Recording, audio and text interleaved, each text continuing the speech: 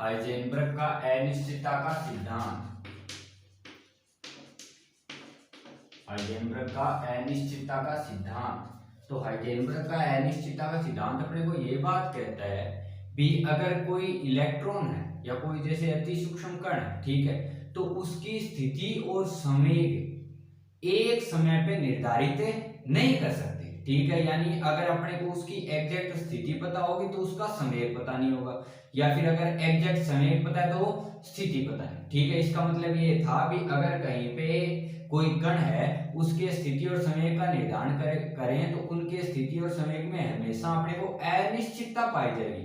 अनिश्चितता का मतलब एग्जैक्ट मान नहीं बता सकते। जैसे ये बता सकता हूं भी ये जो मान है वो 5 और 7 के बीच में होना चाहिए, ये नहीं कह सकता कि 5.3, ठीक है। यानी हाइजेनबर्ग सीधी सी ये बात कहता है कि किसी भी अति सूक्ष्म कण के लिए उसकी स्थिति और संवेग का निर्धारण एक साथ संभव है नहीं है। और अगर उसकी स्थिति और संवेग में अनिश्चितता देखूं, यानी अगर उसकी स्थिति में अनिश्चितता डेल्टा x है और उसके संवेग में डेल्टा x है, जो संवेग में अनिश्चितता है वो डेल्टा p है, तो वो ग्रेटर देन इक्वल टू होता है h/4 पाई के।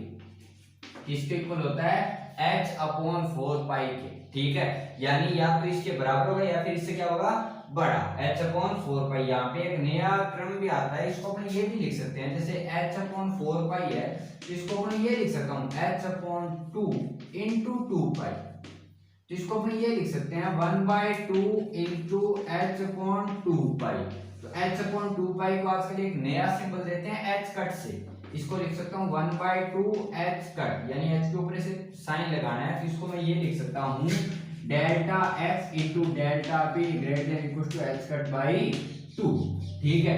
यानी सीधा सा ध्यान रखना, हाइजेनबर्ग के अनिश्चितता सिद्धांत के अंदर, हाइजेनबर्ग के अनिश्चितता के सिद्धांत के अनुसार किसी भी इलेक्ट्रॉन या किसी भी अति सूक्ष्म कण के स्थिति व संवेग का निर्धारण एक साथ नहीं किया जा सकता, ठीक है। अब अगर स्थिति और संवेग का निर्धारण मैं एक साथ करने की कोशिश करूं तो इसको एक थोड़ा सा बदलाव करके अगर मैं देखूं उसको, तो उसको मैं ये लिख सकता हूं, जैसे अगर इसकी बात करें अपने,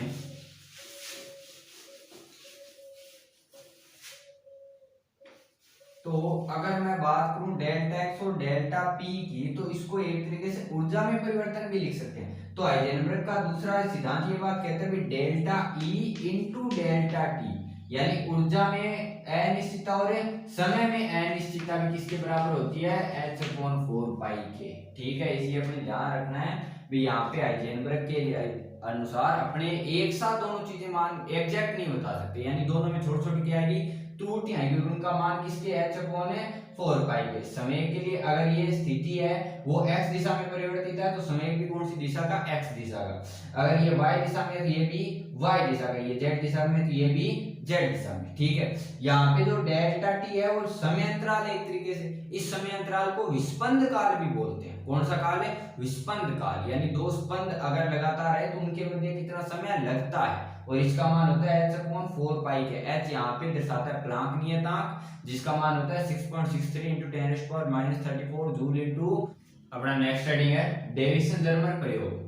डेविसन-जर्मर प्रयोग बेसिकली एक ऐसा प्रैक्टिकल है जिसके द्वारा अपने ये सिद्ध करते हैं भी जो कण है यानी जो इलेक्ट्रॉन है, जो कण है वो कण के साथ साथ किसकी तरह व्यवहार कर सकता है तरंग की तरह, ठीक है। यानी डी ब्रोगली ने जो जो बातें कही, डी ब्रोगली ने ये कहा भी कोई इलेक्ट्रॉन अगर है तो वह तरंग कण के साथ साथ किसकी तरह व्यवहार कर सकता है तरंग की तरह भी व्यवहार कर सकता है। तो उस चीज को प्रूफ करने के लिए प्रयोग आता है डेविसन-जर्मर। इस डेविसन-जर्मर प्रयोग के अंदर अपने बेसिकली दो टाइप के क्वेश्चन आते हैं, एक तो दोनों छोटे क्वेश्चन आते हैं। पहला क्वेश्चन ये आता है कई बार भी जो डेविसन-जर्मर प्रयोग है वो किस घटना पर आधारित है, ठीक है, यानी प्रकाश की किस टाइप की घटना होती है जिसको डेविसन-जर्मर प्रयोग बताता है, ठीक है। दूसरा यहाँ पे ये आता है भी कौन सा ऐसा प्रयोग है जो किसी कण की तरंग प्रकृति को दर्शाता है, ठीक है, तो वो होता है डेविसन-जर्मर।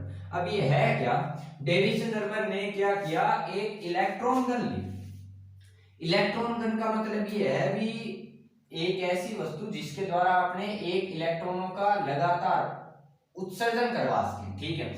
तो मान लो कि ये एक इलेक्ट्रॉन गन ली गई, ठीक है, लेकिन अब इलेक्ट्रॉन गन का सीधा सा मतलब ये है भी यहाँ पे इसके अंदर उसने टंगस्टन का वायर लिया।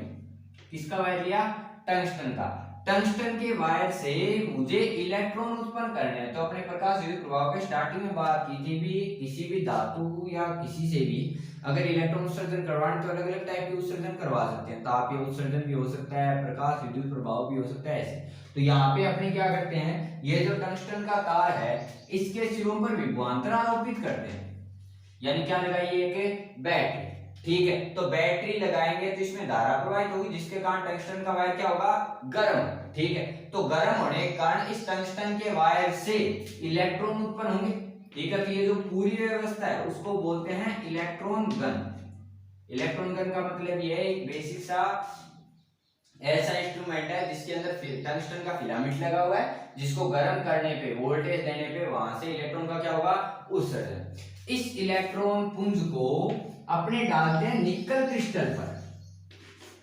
किसके क्रिस्टल पर है, निकल के क्रिस्टल पर। ठीक है, क्यों, क्योंकि निकल एक ऐसा धातु है, निकल एक ऐसा है जिसके अंदर अगर अपने कोई प्रकाश वगैरह डाल लेना तो वो ज्यादातर उनका अवशोषण नहीं करता, वो उनको ज्यादा वापस निकालने की कोशिश करता है। ठीक है, तो जैसे ही मैं निकल पे इस पे ये इलेक्ट्रॉन पुंज टकराए तो ये जो इलेक्ट्रॉन है वो अलग अलग डायरेक्शन में चले गए, कोई किस साइड कोई किस साइड, इस टाइप से। ठीक है, तो इनका इलेक्ट्रॉन का पता लगाने के लिए यहाँ पे एक सेंस सूचक के उपयोग में लेते हैं।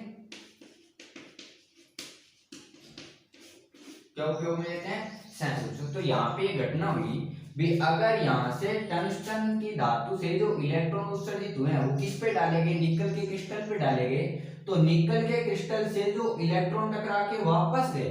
ठीक है, तो यहाँ पे जो अलग अलग कोण आ रहे थे, जैसे जैसे मैं वोल्टेज बढ़ा रहा था तो यहाँ पे ये अलग अलग कोण पे क्या होते जा रहे थे, विक्षेपित। लेकिन जो 50 डिग्री का कोण है ना और जो 54 वोल्ट है, ठीक है, उस टाइम इनकी तीव्रता सबसे ज्यादा आ रही थी, यानी इनकी संख्या क्या प्राप्त हो रही थी, सबसे ज्यादा। ठीक है, तो और यहाँ पे निकल के क्रिस्टल से जैसे टकराए तो ये जो इलेक्ट्रॉन जाते हैं ये परावर्तन के नियम की पालना नहीं करते, ये पालना करते हैं किसके नियम की, विवर्तन की। ठीक है, यानी ये थोड़े बहुत मुड़ जाते हैं। ठीक है, जिस टाइप से अपने 12th चैप्टर के अंदर पढ़ेंगे विवर्तन है क्या, वहां पे एक चीज और क्लियर हो जाएगी। ये जो इलेक्ट्रॉन है वो निकल से टकरा के किस घटना को दर्शाते हैं, विवर्तन को, यानी परावर्तन को नहीं दर्शाते। परावर्तन का मतलब आए जिस कोण पे आपतित हुआ उसी कोण के अनुसार क्या होते हैं, परावर्तित। जबकि विवर्तन का मतलब होता है वहां पे किनारों से थोड़े थोड़े क्या हो जाना, मुड़ जाना।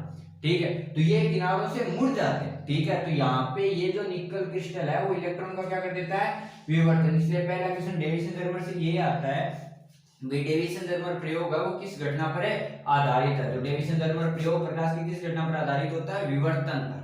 ठीक है, तो ये जो विवर्तित इलेक्ट्रॉन है वो इस पे अपने सहसूचक के रूप में उपयोग में लेते हैं। तो यहाँ पे जो वोल्टेज आती है उसके अनुसार इसने जो मान निकाला V का, जैसे V का आता है यहाँ पे 54 वोल्ट, ठीक है, और कोण आता है लगभग 50 डिग्री के आसपास। तो यहाँ से जब उसका लैम्बडा निकालते हैं ना अपने, ठीक है, जो डी ब्रोगली तरंग दैर्ध्य के अनुसार था, ठीक है, H/P से P को अपने लिखा था √2m के, और के को लिखा था EV0। तो वहां से जब वोल्टेज का वैल्यू रखते हैं 54, तो यहाँ से जो तरंग दैर्ध्य प्राप्त होता है डेविसन जर्मर के अनुसार, वो ही तरंग दैर्ध्य अपने को प्राप्त होता है डी ब्रोगली के अनुसार। ठीक है, यानी जब डेविसन जर्मर प्रयोग में विवर्तन की घटना के बाद उसका तरंग दैर्ध्य निकाला जाए ना, ठीक है, डी ब्रोगली के सूत्र से, तो यहाँ से मान लो क्या है, डी ब्रोगली सूत्र से तरंग दैर्ध्य कितना प्राप्त हुआ, x। तो जब इसको विवर्तन की घटना के अनुसार तरंग दैर्ध्य निकाला जाए, ठीक है, यानी जब उसने वोल्टेज इसका 54 वोल्ट किया ना, तब उसका विवर्तन सबसे ज्यादा हो रहा था। तो 54 वोल्ट के अनुसार तरंग दैर्ध्य मान लो कितना आया, x आया, क्योंकि v का मान अगर 54 वोल्ट रखूंगा तो जो भी मान आया वो ही मान अगर मैं विवर्तन की घटना के अनुसार निकालूं, तो विवर्तन के अंदर एक ब्रेग्स इक्वेशन आती है। ब्रेग्स इक्वेशन ये बात कहती है, ब्रेग्स इक्वेशन का होता है 2d sin theta equal to क्या होता है, n lambda. 2d sin theta equal to n lambda. Lambda दिखाता है तरंग दैर्ध्य, n दिखाता है कौन सी कोटि का विवर्तन हो रहा है, जो अपने 12th चैप्टर के अंदर क्लियर हो जाएगी बात। d होता है उनके मध्य की डिस्टेंस, जो सोर्स है, जो स्लिट बनाई गई है, यानी जो ऊपर वाला जो नीचे वाले जो दोनों किनारे हैं उनके मध्य की दूरी। तो ये अपने 12th चैप्टर के अंदर क्लियर होगी ये बात। ठीक है, अभी ये है क्या, तो वहां पे उसने ये किया भाई, अगर डी ब्रोगली के अनुसार बात करूं तो 54 वोल्ट पे जो लैम्बडा है जैसे x, तो अगर मैं डेविसन जर्मर के अनुसार बात करूं तो डेविसन जर्मर ने जो प्रयोग किया तो उसके अंदर इलेक्ट्रॉन किसकी घटना दिखा रहा था, विवर्तन की, तो विवर्तन के लिए ये समीकरण होते। तो अगर मैं विवर्तन के अनुसार उसका लैम्बडा निकालूं तो वो लैम्बडा भी कितना मिला अपने को, x, ठीक है। यानी डेविसन जर्मर प्रयोग के अंदर विवर्तन के अनुसार बनाया गया लैम्बडा और डी ब्रोगली के अनुसार वोल्टेज के अनुसार बनाया गया लैम्बडा, यानी दोनों लैम्बडा क्या रहे थे, बराबर। तो उसने ये कहा भी जो डी ब्रोगली ने परिकल्पना दी है भी इलेक्ट्रॉन है वो कण के साथ साथ किसकी तरह व्यवहार कर सकता है, तरंग की तरह भी। तो तरंग मान के जो लैम्बडा आ रहा है ना, ठीक है, जो कण मान के जो लैम्बडा आ रहा है वो ही कब आ रहा है, जब उसको विवर्तन की घटना यानी तरंग मान के आ रहा है, ठीक है। तो इस स्थिति में ये कहा गया भी चाहे इलेक्ट्रॉन कण माना जाए तो कणीय स्थिति में उसका तरंग दैर्ध्य और अगर उसको तरंग माना जाए तो तरंग की स्थिति में उसका तरंग दैर्ध्य दोनों क्या प्राप्त होते हैं, समान प्राप्त होते हैं। इसलिए यहाँ पे ये लिखा गया भी जो इलेक्ट्रॉन है वो कण के साथ साथ किसकी तरह व्यवहार कर सकता है, तरंग की तरह भी व्यवहार कर सकता है। तो डेविसन जर्मर प्रयोग ऐसा प्रयोग है जो अपने को ये बताता है कि जो कोई अति सूक्ष्म कण है वह कण के साथ साथ किसकी तरह व्यवहार कर सकता है, तरंग की तरह भी व्यवहार कर सकता है।